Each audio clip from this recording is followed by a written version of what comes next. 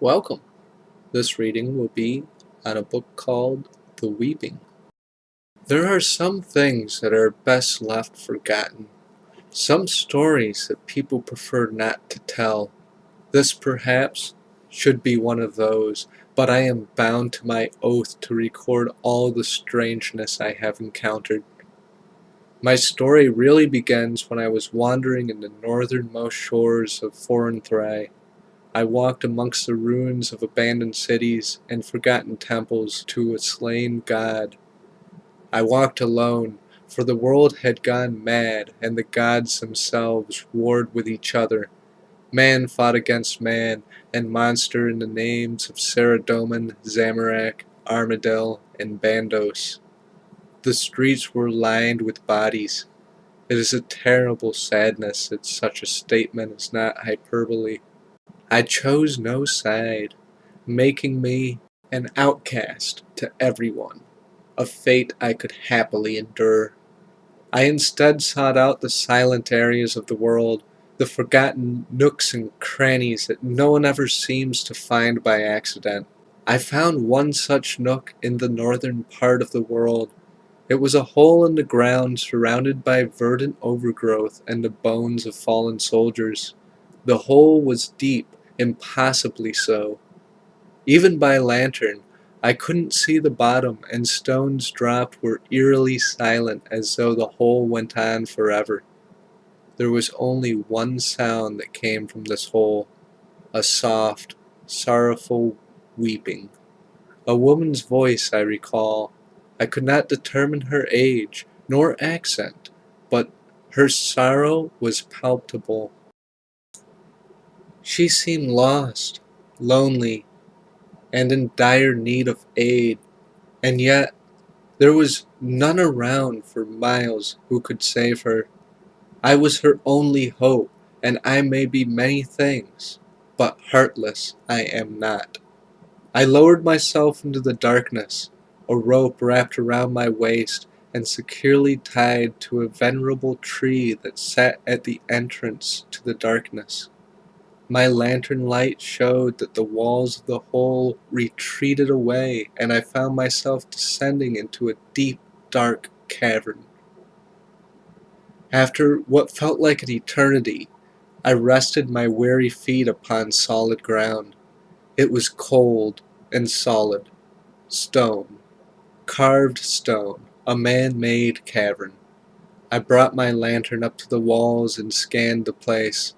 The walls held long, weathered murals and symbols of forgotten creatures.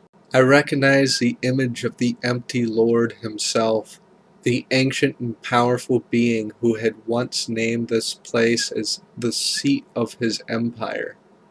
He was warding something back. What that was I could not see, for where the picture should have been, instead there was a hole, as though someone had torn the picture from the mural and destroyed it.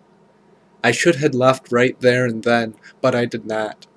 Instead, I listened for that weeping, that perpetual sorrow that called to me like a siren song.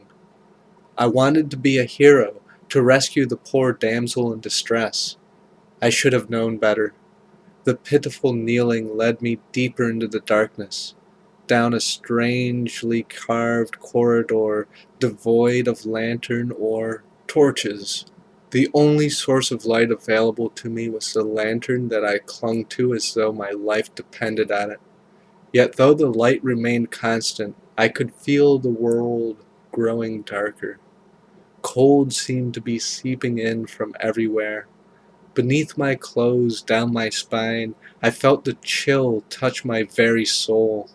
Yet I persisted and pressed forward because I was a fool. I cannot tell you how deep that tunnel went. It felt like an eternity, yet it could only have been a few meters deep. The woman's cries were much louder now. They were emanating from behind a great stone door covered in strange markings that I did not recognize. In hindsight, they must have been warnings. If they were, I could not read them. Instead, like the fool I am, I heaved the ancient door open. The air behind them was stale and rotten, the stagnant air of centuries. Yet here was the source of those tears, loud and terrible. I felt the sorrow and anguish creep into my bones with a chill greater than the cold. I felt the sorrow wrap around my heart and squeeze. It was unbearable. Then it stopped. There was movement in this room, something hulking with spindling arms and a flash of razor-sharp talons. It rushed towards me, and as it did, so it wailed a terrible scream, not a scream of rage, but of grief. Such complete and absolute grief that my heart stopped for a moment. It was almost upon me when I could move again, and I had just enough time to slam the door closed and then to run as fast as I could. I had no light, so I ran into the pure darkness. Only blind luck is my ally. Behind me I heard the door torn open. I heard that scream, now interspersed once again with that same sorrowful weeping. My life flashed before my eyes, a terrible cliché but a true one, and I knew that I had wasted it. I knew every despair and every regret of my life, and they would haunt me and drag me into the afterlife like weights wrapped around my neck. Then, by providence or divine aid, my fingers brushed against my rope. Still secured to the tree above, I climbed with all the energy I had. I climbed because my life depended on it.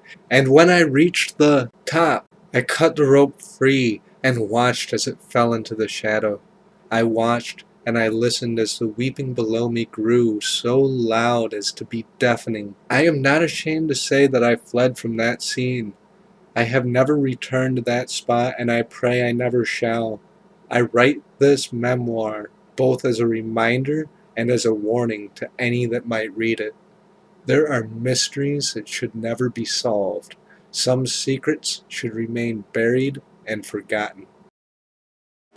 And with that, we've reached the end of The Weeping.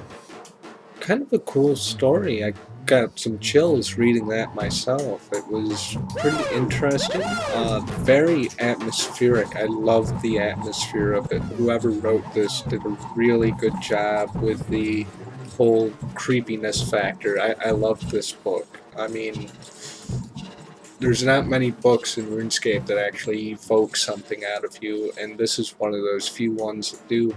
As for the actual lore, though, it seems that there's a cave or cavern somewhere left over from the God Wars that has something to do with Zeros. Maybe a Zerosian follower was put prisoner underneath this cavern, but it seems she was sealed behind an ancient door, or I should say it, because it was just emulating a woman's voice in order to try and get itself freed.